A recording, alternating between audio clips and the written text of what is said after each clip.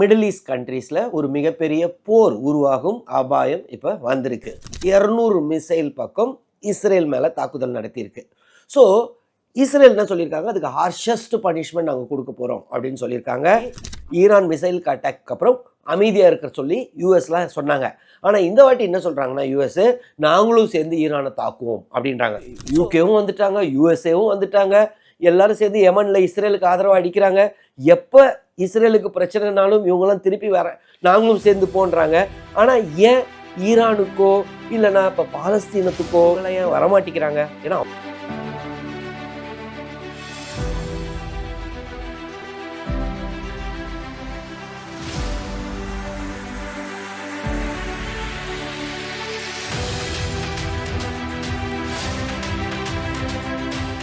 வணக்கம். இஸ்ரேல் ஜபசிங்.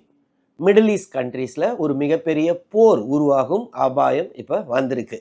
காரணம் என்னன்னு பார்த்தீங்கன்னா, இஸ்ரேல் வந்துட்டு லெபனானை அட்டாக் பண்ண ஆரம்பிச்சிட்டாங்க. அது இல்லாமல் பார்த்தீங்கன்னா, யமனில் உள்ள ஹவுத்தீஸையும் அட்டாக் பண்ணியிருக்காங்க. ஈரான் இஸ்மாயில் ஹனியாவை ஒரு வாட்டி அட்டாக் பண்ணி அவரை அசாசினேட் பண்ணிட்டாங்க. ஹமாஸ் லீடரான இஸ்மாயில் ஹனியாவை டெஹரானில் வச்சு கொண்டதுனால இந்த அக்டோபர் 1 பார்த்தீங்கன்னா, ஈரான் ஒரு 200 மிசைல் பக்கம் இஸ்ரேல் மேலே தாக்குதல் நடத்தியிருக்கு. ஸோ இஸ்ரேல் என்ன சொல்லியிருக்காங்க, அதுக்கு ஹார்ஷஸ்ட் பனிஷ்மெண்ட் நாங்கள் கொடுக்க போகிறோம் அப்படின்னு சொல்லியிருக்காங்க. அமெரிக்கா பார்த்தீங்கன்னா, ஏப்ரலில் ஒரு வாட்டி இதே மாதிரி ஈரான் மிசைல்ஸ் அனுப்பிச்சப்போ இஸ்ரேலை அமைதி காக்கும்படி சொன்னாங்க. ஆனால் இந்த வாட்டி பார்த்தீங்கன்னா, அமெரிக்காவும் இல்லை நாங்களும் சேர்ந்து அடிப்போம் ஈரானை அப்படின்னு சொல்லியிருக்காங்க. ஸோ இது அடுத்த கட்டத்து இப்போ போர் ஆகுமா, என்ன மாதிரி இப்போ முடிய போகுது, அதை பற்றிலாம் இந்த வீடியோவில் பார்ப்போம். இப்போ பார்த்தீங்கன்னா, லெபனான் வந்துட்டு இஸ்ரேலுக்கு நார்தர்ன் சைடில் உள்ள ஒரு கண்ட்ரி, ரொம்ப அழகிய நாடு அப்படின்னு சொல்லுவாங்க. அந்த ஏரியாவில் ஒரு பெரிய மலை, ஏறக்குறைய ஒரு 10,000 அடி உள்ள மலை இது இருக்குது, பீக் இருக்குது. ஸ்னோ எப்பயுமே இருக்குமா, பர்மனண்ட் ஸ்னோ. அதனால தான் அது லெபனான்னா ஒயிட் போல இருக்குது. அதனால தான் அதுக்கு பேரே லெபனான். இப்போ பைபிள்லாம் பார்த்தீங்கன்னா, அங்கேயே லெபனானை ரொம்ப இதாக சொல்லுவாங்க. ரொம்ப இந்த கேதுரு மரங்கள், செடார் ட்ரீஸ், அதுக்கு ஃபேமஸ் அது. அது இல்லாமல் கிங் சாலமன் வந்துட்டு அந்த ஜெருசலம் டெம்பிளை கட்டுறதுக்கு இந்த லெபனானுடைய ட்ரீஸை தான் யூஸ் பண்ணார் அப்படின்னு சொல்லுவாங்க. சரி, இப்போ லெபனான் மேலே இஸ்ரேல் எதற்காக திடீர்னு தாக்குதல் நடத்துகிறாங்க? இதற்கு காரணம் என்னன்னு சொல்கிறாங்கன்னா, அக்டோபர் 7 ஹமாஸ் அட்டாக்கு இஸ்ரேல் மேலே. ஸோ ஹமாஸையே அட்டாக் பண்ணுறாங்க இஸ்ரேலை. காரணம் என்னென்னா, 1948 வரைக்கும் இஸ்ரேல்னு ஒரு நாடே கிடையாது. அந்த இடத்துல பாலஸ்தீன் தான் இருந்துச்சு. ஸோ இந்த பாலஸ்தீனை வந்துட்டு யூஎஸ்ஏ யூகேலாம் ரெண்டாக பிரித்து இஸ்ரேல் பாலஸ்தீன்னு 2 நாடாக உருவாக்குறாங்க. ஸோ அந்த கிரீவன்ஸு அது எப்படி, அதனால தான் அவங்க ஹமாஸ் பார்த்திங்கன்னா எப்பயுமே இஸ்ரேலை ரெக்கக்னைஸ் பண்ணலை. ஸோ அதோடைய கல்மினேஷன் தான் இந்த அக்டோபர் 7 அட்டாக் அப்படின்னு சொல்லுவாங்க. ஸோ இதற்கு பதிலடி கொடுக்குற மாதிரி இஸ்ரேல் பார்த்திங்கன்னா ஹமாஸை அட்டாக் பண்ணுறோன்னு சொல்லி, இன்ஃபேக்ட் இன்னசென்ட் பாலஸ்தீன மக்கள் நிறைய பேர் இறந்து கொண்டிருக்கிறார்கள். 40,000க்கும் மேற்பட்டோர் இறந்துட்டாங்க. எங்கன்னா காசாவில். சரி, அக்டோபர் 7 இவங்க அட்டாக் பண்ண ஆரம்பித்த உடனே பார்த்தீங்கன்னா, ஹெசபுல்லா அவங்க எங்கே இருக்காங்கன்னா லெபனானில். ஸோ லெபனானில் இருந்து ஹெசபுல்லா தாக்குதல் நடத்த ஆரம்பிச்சிட்டாங்க ஹமாஸ்க்கு ஆதரவாக. ஸோ ஒரு சைடு இந்த சைடு ஹமாஸ் அட்டாக்கு, அதற்கு அவங்களுக்கு ஆதரவாக ஹெசபுல்லா அங்கே நார்தர்ன் சைடாக அட்டாக் பண்ணுறாங்க. ஸோ அவங்க அட்டாக் பண்ணும்போது அங்கே உள்ள இஸ்ரேல் மக்கள்லாம் இடம் பெயர்றாங்க. ஸோ சிவிலியன் பாப்புலேஷன்லாம் மூவ் பண்ணிடுறாங்க மற்ற இடத்துக்கு. கவர்மெண்ட்டே தான் மூவ் பண்ணுது. ஸோ இந்த சூழலில் இப்போ கொஞ்ச நாளாக அவங்களுக்கு ப்ரெஷர் இருக்கான். யாருக்கு? கவர்மெண்ட்டுக்கு. இவங்கெல்லாம் இடம் மாறி இருக்காங்க, அவங்க திரும்பி தங்க வீட்டுக்கு போகணும்னு நினைக்கிறாங்க. ஆனால் ஹெசபுல்லா அட்டாக்கை நிறுத்த மாட்டேங்கிறாங்க. ஸோ இது ஒரு மிலிட்ரி சொல்யூஷன் தான், இதற்கு ஒரே சொல்யூஷன் அப்படின்னு சொல்லி ஹெசபுல்லா மேலே தாக்குதலை ஆரம்பிச்சிட்டாங்க. பார்த்தீங்கன்னா, ஃபஸ்ட்டு ஏர் ஸ்ட்ரைக்ஸ் ஆரம்பித்தாங்க. நிறைய முக்கியமான பகுதிகள் இன்க்ளூடிங் பீரூட், அவங்களுடைய தலைநகர். லெபனானுடைய தலைநகர் பீரூட்லேயும் நிறைய தாக்குதல் நடந்திருக்கு. 1000க்கும் மேற்பட்டோர் இறந்திருக்கிறாங்க. இது ஸ்ட்ரைக் ஆரம்பிக்கிறது கொஞ்ச நாளைக்கு முன்னாடி பார்த்தீங்கன்னா, ஃபஸ்ட்டு அந்த பேஜர் எல்லாம் வெடிக்க வச்சாங்க. அதற்கு அடுத்தது ஃபோன்ஸ் வெடிக்க ஆரம்பிச்சது. அதற்கு அப்புறம் தாக்குதலை ஆரம்பிச்சிட்டாங்க. இதில் முக்கியமானது என்னென்னா, ஹசன் நசரல்லா ஹெசபுல்லாவுடைய லீடர். எவ்வளோ காலமாக லீடராக இருக்கார்? 1992 அவருடைய 32 வயசுலேருந்து லீடராக இருக்கார். அவரை இந்த செப்டம்பர் 27 இஸ்ரேல் கொண்டுட்டாங்க, அசாசினேட் பண்ணிட்டாங்க இந்த ஏரியல் பாம்பிங் மூலமாக. இது வந்துட்டு ஒரு மிகப்பெரிய தாக்குதல், மிகப்பெரிய அதை ஹெசபுல்லாவே உடைச்சிரும் அப்படின்னு சொல்கிறாங்க. காரணம் என்னென்னா, ஹெசபுல்லா வளர்றதுக்கு காரணமே ஹசன் நஸ்ருல்லா தான். ஹசன் நஸ்ருல்லா அதற்கு முன்னாடி ஹெசபுல்லாவுடைய தலைவராக இருந்தது யாருன்னா அப்பாஸ்ன்றவர். அப்பாஸை வந்துட்டு ஒரு ஹெலிகாப்டர் பாம்பிங் மூலமாக இஸ்ரேல் வந்துட்டு 1992 கொண்டுட்டாங்க. ஸோ அதற்கு பதிலடி இவர் தலைவரானதுக்கப்புறம் பதிலடி கொடுக்குற மாதிரி ஃபஸ்ட்டு எடுத்தோடனே பார்த்தீங்கன்னா இமீடியட்டாக ராக்கெட் லான்ச் பண்ணுவார் நார்தர்ன் இஸ்ரேலுக்கு. அதற்கப்புறம் டர்க்கியில் உள்ள இஸ்ரேலி எம்பசியில் உள்ள செக்யூரிட்டி ஆஃபீஸரை ஒரு கார் பாம்பு மூலமாக கொண்டுட்டாங்க. மூணாவது என்ன பண்ணாங்கன்னா, புனஸ் ஏர்ஸ் அர்ஜென்டினாவில் அங்கே உள்ள இஸ்ரேலி எம்பசியை அட்டாக் பண்ணி ஏறக்குறைய 29 பேர் இறந்தார்கள். ஸோ ஒரு பவர்ஃபுல் ஸ்டார்ட்டில் தான் இருந்தார் ஹசன் நஸ்ருல்லா. அதுக்கப்புறம் அவரு தான் படிப்படியாக இந்த ஹெசபுல்லான்ற ஆர்கனைசேஷன், இன்ஃபேக்ட் லெபனானில் உள்ள மிலிட்ரியோட ஹெசபுல்லா தான் ரொம்ப ரொம்ப ரொம்ப பவர்ஃபுல் ஆர்கனைசேஷன் அப்படின்னு சொல்லுவாங்க. லெபனான் பாலிட்டிக்ஸே ஹெசபுல்லா தான் டிசைட் பண்ணும். ஸோ இதற்கெல்லாம் காரணம் என்னென்னா ஹசன் நஸ்ருல்லா. அவ்வளோ ஒரு பவர்ஃபுல் ஆர்கனைசேஷனாக ஹெசபுல்லாவை வளர்த்தது ஹசன் நஸ்ருல்லா தான். ஹசன் நஸ்ருல்லா பார்த்தீங்கன்னா எங்கே இருந்தார் அப்படின்னு யாருக்குமே தெரியாமல் ஒரு சீக்ரெட்டான பிளேஸில் தான் இருந்திருக்காரு இத்தனை காலம். காரணம் என்னென்னா, இல்லைன்னா இஸ்ரேல் உடைய அந்த டிஃபென்ஸ் ஃபோர்ஸோ இல்லை மொசாதோ இவரை அசாசினேட் பண்ணிடக்கூடாது அப்படின்னு. சமீபத்தில் இந்த பேஜர்லாம் வெடிச்சதுக்கப்புறம் ஒரு ஸ்டேட்மெண்ட் கொடுத்துருந்தாரு. அந்த ஸ்டேட்மெண்ட்டில் பார்த்தீங்கன்னா இஸ்ரேல் வந்துட்டு ரெட் லைனை கிராஸ் பண்ணிட்டாங்க, இதுக்கு மேலே நாங்கள் சும்மா விட மாட்டோம் அப்படின்னு சொன்னாங்க. அதற்கப்புறம் பார்த்தீங்கன்னா இஸ்ரேல் ஏரியல் ஸ்ட்ரைக்கில் அவர் பீரூட்டில், அந்த தலைநகர் பீரூட்டில் ஏதோ ஒரு அப்பார்ட்மெண்ட்ஸில் இருந்தாருன்னு சொல்கிறாங்க. ஸோ அவரை அசாசினேட் பண்ணிட்டாங்க. ஸோ அதை பார்த்தீங்கன்னா ஹெசபுல்லா ஆர்கனைசேஷனே அதை வந்து அக்செப்ட் பண்ணிட்டாங்க. இப்போ ஹெசபுல்லா வந்துட்டு ஒரு மாதிரி வலுவிழந்து கிடக்குது. ஏன்னா அது முக்கியமான தலைவர் ஹசன் நஸ்ருல்லா, அவர் இறந்துட்டார். அது இல்லாமல் ஏற்கனவே இந்த பேஜர் அட்டாக், இந்த ஃபோன் அட்டாக் மூலமாக நிறைய ஆப்ரேட்டிவ்ஸ்லாம் இறந்துட்டாங்க. ஸோ ரொம்ப ஒரு வீக்கெண்டு ஸ்டேட்டில் தான் இருக்குது ஹெசபுல்லா அப்படின்னு சொல்கிறாங்க. சரி, ஏன் இஸ்ரேல் இப்போ மேலும் தாக்குதல் இப்போ தான் வீக் ஆயிடுச்சு? இதற்கு காரணம் என்ன சொல்கிறாங்கன்னா, இஸ்ரேல் வந்துட்டு இப்போ ஒரு பவர்ஃபுல் இதில் இருக்கிறோம். நம்ம ஒரு சைடு காசாவை இது பண்ணிக்கிட்டு இருக்கோம், இன்னொரு சைடு ஹவுத்தீஸையும் அட்டாக் பண்ணுறாங்க யெமனில். ஸோ இதை காரணமாக வச்சு இப்பயே மொத்தத்தையும் முடிச்சிடலாம். ஈவன் வடக்கில் லேண்ட் ஆக்குபேஷனுக்கும் வாய்ப்பு இருக்குது, லெபனானில் ஒரு சில ஏரியாவை பிடிக்கிறதுக்கும் அவங்களுக்கு வாய்ப்பு இருக்குன்னு சொல்கிறாங்க. பார்த்தீங்கன்னா இஸ்ரேலி ட்ரூப்ஸ் லெபனானுக்குள்ளே போக ஆரம்பிச்சிட்டாங்க. ஸோ லெபனானில் அந்த பார்டர், லெபனானுடைய சதர்ன் பார்டர் சைடில் வரைக்கும் ஐடிஎஃப் இஸ்ரேலி டிஃபென்ஸ் ஃபோர்ஸு உள்ளே போயிட்டாங்க. ஆனால் அது வந்துட்டு அவ்வளோ ஈஸியாலாம் இருக்காது. காரணம் என்னென்னா 2006 ஹெசபுல்லா வந்துட்டு எப்போனாலும் இஸ்ரேல் தாக்குதல் நடத்தலாம் அப்படின்னு நினச்சி அதுக்கு தயாராக பல அண்டர் கிரவுண்ட் சீக்ரெட் டனல்ஸ் வச்சுருக்காங்களாம் லெபனானில். இன்னொன்று காசா வந்து பிளெயின் சர்ஃபேஸ், ஆனால் லெபனான் பார்த்தீங்கன்னா அன்ஈவன் டெரெயின். ஸோ மேடு பள்ளம் சில மலைகள்லாம் இருக்கும். ஸோ அவ்வளோ ஈஸியாக அதெல்லாம் லெபனானை பிடிக்க முடியாது. நிறைய ஆம்புஷ், ஏற்கனவே பார்த்தீங்கன்னா இஸ்ரேலி டிஃபென்ஸ் ஃபோர்ஸை நிறைய இடத்துல ஆம்புஷ் பண்ணுறாங்க ஹெசபுல்லா. ஸோ இஸ்ரேலுடைய மெயின் இது என்னென்னா, இப்போ இது ஆல் அவுட்டாக போயிடலாம், எப்படி ஆரம்பிச்சிட்டோம் அப்படின்னு. இதற்கு காரணம் என்னென்னா, பெஞ்சமின் நேத்தன்யாஹூ இப்போ கவர்மெண்ட்டில் இருக்கிறதே ரைட் விங்கோடைய சப்போர்ட்டில், எக்ஸ்ட்ரீம் ரைட் ஜியோனிஸ்ட் இதோட. ஸோ அவங்களுடைய இது என்னென்னா, எப்படியாவது இந்த காசாவாக இருக்கட்டும், இல்லைனா லெபனானாக இருக்கட்டும், எங்கேனாலும் நம்ம கொஞ்சம் எக்ஸ்பேண்ட் பண்ணலாம். இருக்கிற பாலஸ்தீனியர்லாம் இந்த ப்ரெஷரில் அவங்க கொஞ்சம் கொஞ்சமாக வெளியில் போயிட்டா மொத்தத்தையும் ஜூயிஷ் செட்டில்மெண்ட்டாக ஆக்கிடலாம். அதுதான் அவங்களுடைய பிளான் அப்படின்னு சொல்கிறாங்க. இப்போது யூஎஸ் கவர்மெண்ட்டை பொறுத்தவரை இதுவரை பார்த்திங்கன்னா ஒன்றும் பெரிய ஆக்டிவ் ரோல் இருந்த மாதிரி தெரியல.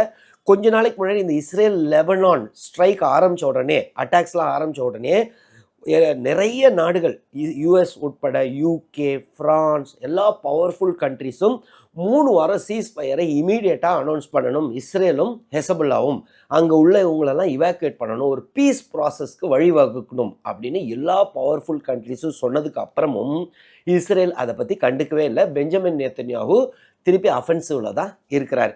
இப்போ பார்த்தீங்கன்னா ஜோ பைடனை பொறுத்தவரை ஒரு பவர்லெஸ் சிச்சுவேஷன் அப்படின்னு தான் சொல்லணும். நேற்றோ என்னமோ யாரோ ஒரு ரிப்போர்ட்டர் கேட்குறாங்க, என்னங்க பெஞ்சமின் நேத்தன்யாஹூ வேணும்ன்ட்டு உங்கள் டெமோக்ராட்டிக் பார்ட்டி தோக்கணுன்றதுக்காக, யூஎஸ் எலெக்ஷனை இன்ஃப்ளூயன்ஸ் பண்ணுறதுக்காக பெஞ்சமின் நேத்தன்யாஹூ இதெல்லாம் பண்ணிக்கிட்டு இருக்காரா அப்படின்னு கேட்குறாங்க. இதற்கு காரணம் என்னென்னா, இப்போ இங்கே சீஸ்ஃபயர் வரலன்னா, காசாவோ இல்லைன்னா லெபனான்லையோ வரலன்னா, இவங்களுடைய அங்கே நிறைய அரப் அமெரிக்கன்ஸ் இருக்கிறாங்க. குறிப்பாக அமெரிக்காவில் உள்ள ஸ்விங் ஸ்டேட்ஸில், அந்த ஸ்விங் ஸ்டேட்ஸ் தான் எலெக்ஷனை டிசைட் பண்ண போகுது. ஸோ அவங்கெல்லாம் டெமோக்ராட்டிக் பார்ட்டிக்கு அப்போ ஓட்டு போட மாட்டாங்க. அப்படின்னா டெமோக்ராட்டிக் பார்ட்டி தோக்க வாய்ப்பு இருக்குது. ஸோ இதை ஜோ பைடன்கிட்ட கேட்ட உடனே அவர் என்ன சொன்னார்னா, எனக்கு தெரியல அப்படி பண்ணுறாரா அப்படின்னு தான் சொன்னார், இல்லைன்னு சொல்லலை.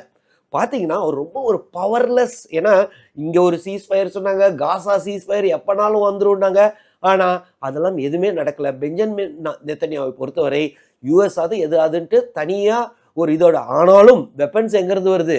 US, UK. இப்போ பார்த்தீங்கன்னா ஹவுத்தீஸை இஸ்ரேல் தாக்குதல் நடத்துனாங்க. அதுக்கப்புறம் யூஎஸ், யூகே அவங்களும் சேர்ந்து ஹவுத்தீஸை யமனில் அட்டாக் பண்ணிக்கிட்டு இருக்காங்க. இதற்கு காரணம் என்னென்னா யூஎஸோடைய பொலிட்டிக்கல் ப்ரெஷர். அவங்க வந்துட்டு டெமோக்ராட்டிக் பார்ட்டியாக இருந்தாலும் ரிப்பப்ளிக்கன் பார்ட்டியாக இருந்தாலும் அந்த ஜூயிஷ் லாபிக்கு முன்னாடி ஒன்றும் பண்ண முடியாது. இவங்க ஏதாவது இஸ்ரேலுக்கு சப்போர்ட் பண்ணலைன்னா அங்கே எலெக்ஷனில் மேலும் அடிபடுவார்கள். ஸோ பெஞ்சமின் நேத்தன்யாஹூ ரொம்ப ஒரு கன்னிங் இதில் மூவ் தான் பண்ணிக்கிட்டு இருக்காரு அப்படின்னு சொல்கிறாங்க. சரி, ஈரான் பார்த்தீங்கன்னா இந்த அக்டோபர் 1 திடீர்னு ஏறக்குறைய 180லேருந்து 200 மிசைல் டிஃபென்ஸ் எஸ்டாப்ளிஷ்மெண்ட்ஸு, இஸ்ரேலோடைய டிஃபென்ஸ் எஸ்டாப்ளிஷ்மெண்ட் மேலே தாக்குதல் நடத்திருக்காங்க. இதற்கு என்ன ரீசன் சொல்லியிருக்காங்கன்னா, ஒன்று காசாவில் இந்த மாதிரி நடந்துக்கிட்டு இருக்கு, இன்ன வரைக்கும் இஸ்ரேல் எதுவும் பண்ணலை, சீஸ்ஃபயர்லாம் கொண்டு வரல. ரெண்டாவது வந்துட்டு இஸ்மாயில் ஹனியாவை எங்கள் இடத்துல வச்சு கொண்டாங்க, அதற்கு நாங்கள் பதிலடி கொடுக்க வேண்டியது இருந்துச்சு. அது இல்லாமல் இப்போ ஹசன் நஸ்ருல்லா ஹெசபுல்லாவை வர தாக்கிட்டாங்க, கொண்டுட்டாங்க. ஸோ அதனால் இதற்கெல்லாம் நாங்கள் பழி வாங்குற மாதிரி இந்த மிசைல் அனுப்பிச்சிருக்கோம் அப்படின்னு சொல்கிறாங்க. ஸோ இதற்கு தான் இஸ்ரேல் என்ன சொல்லியிருக்காங்க, இல்லை இல்லை பயங்கர ஹார்ஷஸ்ட் பனிஷ்மெண்ட் நாங்கள் திருப்பி தரப்போகிறோம் அப்படின்றாங்க. ஸோ அதையும் ஆரம்பிச்சிட்டாங்கன்னா அது வந்துட்டு ரொம்பவே இது வந்து ரீஜனல் வார் ஆயிரும். ஏன்னா இப்போ ஈரானை அவங்க திருப்பி அட்டாக் பண்ணாங்கன்னா திருப்பி ஈரானும் பதிலடி கொடுத்து தான் ஆகணும். ஏன் ஈரான் இந்த சமயத்தில் மிசைல் ரொம்ப நாளாக அமைதியாக இருக்காங்க? ஏன்னா இஸ்மாயில் ஹனியாவை கொண்டு சில மாதங்கள் ஆகுது. ஆனாலும் இப்போ ஏன் ஆரம்பிக்கிறாங்க? காரணம் என்னென்னா, ஈரானுடைய ஆக்சிஸ் ஆஃப் ரெசிஸ்டன்ஸ் அப்படின்னு ஒரு குரூப் இருக்குது. ஈரான் தான் அதுக்கு தலைமை. பார்த்திங்கன்னா ஹெசபுல்லா அதோடைய ஒரு குரூப் மெம்பரு, யெமனில் உள்ள ஹவுத்தீஸ் அவங்களும் ஒரு மெம்பர். இப்போ இஸ்ரேல் பார்த்தீங்கன்னா ஒரு சைடு ஹெசபுல்லாவை அடிச்சுக்கிட்டு இருக்காங்க, அடுத்தது ஹவுத்தீஸ் இது பண்ணுறாங்க. அவங்களெல்லாம் முடிச்சுட்டு அடுத்தது ஈரானுக்கு தான் வரப்போகிறாங்க. அதற்கு அட்லீஸ்ட்டு இப்போவே நம்ம அட்டாக் பண்ணி வச்சா இந்த வார் ஆயிடுச்சுன்னா, ஏன்னா இல்லைன்னா எப்படி கடைசியில் ஈரானுக்கு தான் இஸ்ரேல் வரும் அப்படின்றது அவங்களுடைய கணிப்புன்றாங்க. இன்னொரு ஒரு முக்கியமான விஷயம் என்னென்னா, ஈரான் வந்து தன்னுடைய பவர்ஃபுல் பொசிஷனை இழந்துக்கிட்டே இருக்குது. அவங்க தான் பார்த்தீங்கன்னா ஒரு லீடர் மாதிரி இருந்தாங்க இந்த ஆக்சிஸ் ஆஃப் ரெசிஸ்டன்ஸில். ஆனால் ஹமாஸோடைய இஸ்மாயில் ஹனியாவும் கொண்டுட்டாங்க, இப்போ ஹசன் நஸ்ருல்லா ஹெஸ்புல்லாவையும் கொண்டுட்டாங்க. ஆல் அவுட் அட்டாக் போய்கிட்டு இருக்கு. இன்னொரு சைடு ஹவுத்தீஸை அட்டாக் பண்ணிக்கிட்டு இருக்காங்க. ஸோ ஈரான் பார்த்தீங்கன்னா அமைதி காத்துக்கிட்டே இவ்வளோ காலம் இருந்துச்சு. இதுக்கு மேலே இல்லைன்னா அதோடைய லீடர்ஷிப் பொசிஷனும் குறைஞ்சிக்கிட்டே போகும். ஆனால் திருப்பி இதை வந்து நாங்கள் வாரம் ஆகணும்னு விரும்பலை. அதே சமயத்தில் எங்களை ஏதாவது திருப்பி அடித்தா நாங்கள் இந்த வாட்டி சும்மா இருக்க மாட்டோம்.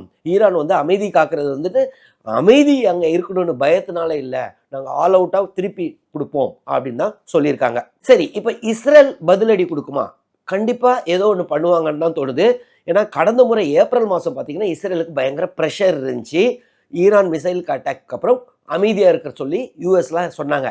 ஆனால் இந்த வாட்டி என்ன சொல்கிறாங்கன்னா யூஎஸ், நாங்களும் சேர்ந்து ஈரானை தாக்குவோம் அப்படின்றாங்க. ஸோ பெஞ்சமின் நேத்தன்யாவை பொறுத்தவரை சந்தோஷமாக அவருக்கு இந்த மாதிரி பிரச்சனைகள் ஏதாவது சண்டை போட்டுக்கிட்டே இருந்தால் தான் அவருடைய கவர்மெண்ட்டு கண்டினியூ ஆகும். இல்லைன்னா ரைட் விங் கவர்மெண்ட்டு இவரை பதவி இழக்க சொல்லுவாங்க.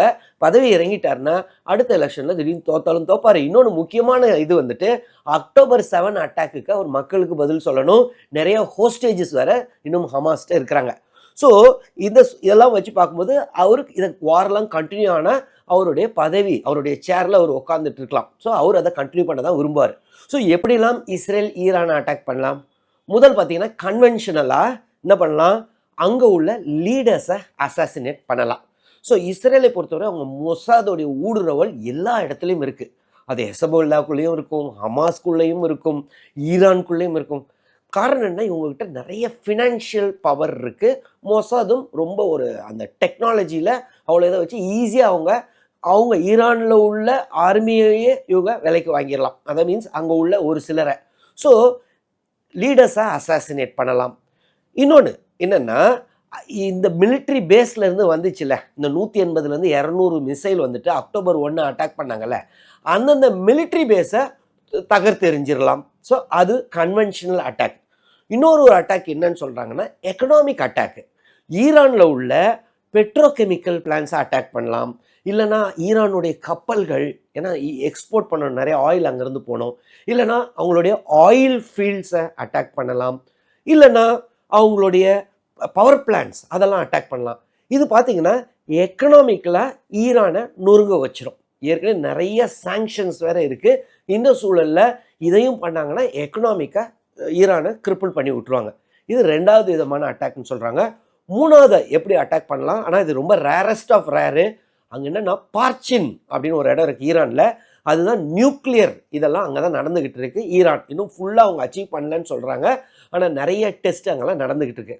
ஸோ அதை அட்டாக் பண்ணலாம். அது வந்து லாஸ்ட்டு இது. அதையும் இஸ்ரேல் யூஸ் பண்ணலாம் அப்படின்னு சொல்கிறாங்க. சரி, இது எப்படி இப்போ போகுது?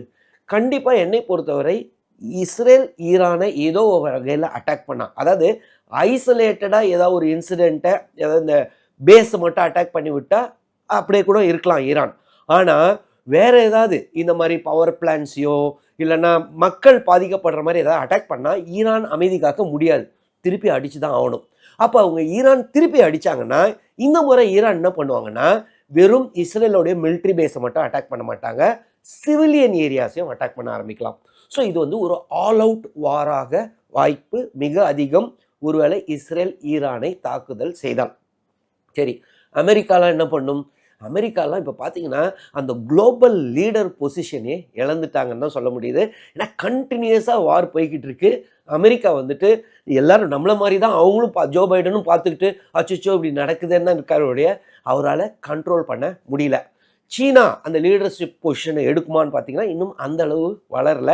ரஷ்யா ஒருவேளை இந்த மாதிரி வார் வந்துச்சுன்னா ஈரான் பக்கம் சாய்வாங்களான்னா அதற்கும் வாய்ப்பு இல்லைன்னு தான் எனக்கு தோணுது. ஏன்னா ஏற்கனவே ரஷ்யாவுக்கு வந்துட்டு உக்ரைன் சைடில் நிறைய அவங்களுடைய வார் இது இருக்காங்க, அவங்களுடைய சோல்ஜர்ஸ்லாம் இருக்கும்போது மேலும் இங்கே ஜாயின் பண்ண ஈரானுக்கு ஆதரவாக ஜாயின் பண்ண வாய்ப்பு இல்லை.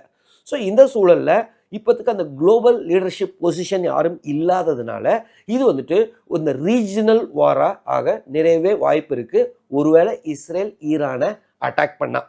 சரி, இப்போ பார்த்தீங்கன்னா ஹவுத்தி இதை பொறுத்த வரைக்கும் இவங்க 3 பேர், யூகேவும் வந்துட்டாங்க, யூஎஸ்ஏவும் வந்துட்டாங்க, எல்லாரும் சேர்ந்து யமனில் இஸ்ரேலுக்கு ஆதரவாக அடிக்கிறாங்க. எப்போ இஸ்ரேலுக்கு பிரச்சனைனாலும் இவங்களாம் திருப்பி வர நாங்களும் சேர்ந்து போன்றாங்க. ஆனால் ஏன் ஈரானுக்கோ இல்லைனா இப்போ பாலஸ்தீனத்துக்கோ இல்லைனா பார்த்தீங்கன்னா யமனில் உள்ள ஹவுத்தீஸ்க்கோ இல்லை ஹெசபல்லாக்கோ அவ்வளோ ஆதரவு இல்லை? ஆதரவுனா என்னென்னா யுனைட்டடாக மற்ற countries, Saudi, United Arab Emirates இவங்கெல்லாம் ஏன் வரமாட்டிக்கிறாங்க? ஏன்னா அவங்களாம் வந்தால் இந்த இதே மாறிடும். காரணம் என்னென்னா அவங்களுக்குள்ளே இருக்கிற டிவிஷன். இது பார்த்தீங்கன்னா ஈரான் பார்த்தீங்கன்னா ஷியா டாமினேட்டட், ஷியா முஸ்லிம்ஸு, ஹெசபுல்லா ஷியா முஸ்லிம்ஸு, அதே மாதிரி ஹவுத்தீஸு ஷியா முஸ்லிம்ஸ் தான். ஆனால் சவுதி பார்த்தீங்கன்னா சுன்னி முஸ்லிம்ஸு. ஸோ இது 2 பிரிவாக இருக்குது. ஆனால் பாலஸ்தீனத்தை பொறுத்தவரை மெஜாரிட்டி வந்துட்டு சுன்னி முஸ்லிம்ஸ் தான். ஆனால் அவங்களுக்கு ஆதரவாக ஈரான் செயல்படுறாங்க. அதே சமயத்தில் இவங்களுக்குள்ளே இருக்கிற அந்த டிவிஷன் தான் ஷியா சுன்னி, அந்த டிவிஷன் தான் இப்போ பார்த்தீங்கன்னா இந்த டிவைட் அண்ட் ரூல் மாதிரி மற்ற நாடுகள் இவங்க 2 பேர் இப்போ பிரிஞ்சு இருக்கிறனால, மேஜர் குரூப்பாக பிரிஞ்சு இருக்கிறனால அழகாக மற்ற நாடுகள், மேற்கத்திய நாடுகள்லாம் சேர்ந்து இவ்வளோ பிரச்சனைகள் அங்கே பண்ணுறாங்கன்னு எனக்கு தோணுது. ஸோ ஃபஸ்ட்டு இவங்க யுனைட் ஆகணும். இன்னொன்று, யாரோ ஒருத்தர் ஒரு கண்ட்ரோல் கொண்டு வரணும். ஏன்னா இப்போ பார்த்தீங்கன்னா யூஎன் செக்ரட்டரி ஜெனரல் சொன்னாலும் இஸ்ரேல் என்ன சொல்கிறாங்க, யூஎன் செக்ரட்டரி ஜெனரல் எங்கள் நாட்டுக்குள்ளே வரக்கூடாதுன்னு இவங்க உத்தரவு போடுறாங்க. ஸோ இதுக்கு காரணம் என்னென்னா வெப்பன்ஸ் எங்கேருந்து வருது? எல்லாமே யூகே, ஃப்ரான்ஸு, யூஎஸ் அவங்களாம் ஏன் அனுப்புகிறாங்க? ஏன்னா அவங்களுடைய பொலிட்டிக்கல் கம்பல்ஷன்னால. ஸோ இதுக்கு ஒரு இதே இல்லாமல், எல்லையே இல்லாமல் அவங்க போய்கிட்டே இருக்கிறது, யாரோ ஒருத்தர் கட்டுப்பாட்டுக்குள்ளே கொண்டு வர்றது ரொம்ப ரொம்ப முக்கியம். அது எப்படி வரப்போகுது?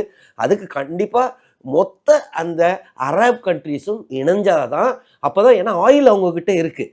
ஆயிலை கண்ட்ரோல் பண்ணிட்டாங்கன்னா ஒரு வாரம் ப்ரொடக்ஷன் இல்லைப்பா ஆயிலே, பாலஸ்தீனத்தில் காசாவில் பீஸ் டீல் வேணும் அப்படின்னா மற்ற நாடுகள்லாம் அப்போ தான் ஒழுங்காகுங்க. இவங்களுக்குள்ள அந்த பிரிவை விட்டுட்டு ஒன்றானாதான் அங்கே பீஸ் வரும். இல்லைன்னா அங்கே அப்பாவி மக்கள் இறந்துக்கிட்டே தான் இருப்பாங்க. இது என்னுடைய வியூ. உங்களுடைய வியூ என்ன? அதை பற்றி கமெண்ட்ஸில் எழுதுங்க, நானும் பார்த்து தெரிஞ்சுக்கிறேன். ஏதாவது டவுட்ஸ் இருந்தாலும் கமெண்ட்ஸில் எழுதுங்க, நான் கிளாரிஃபை பண்ணுறேன்.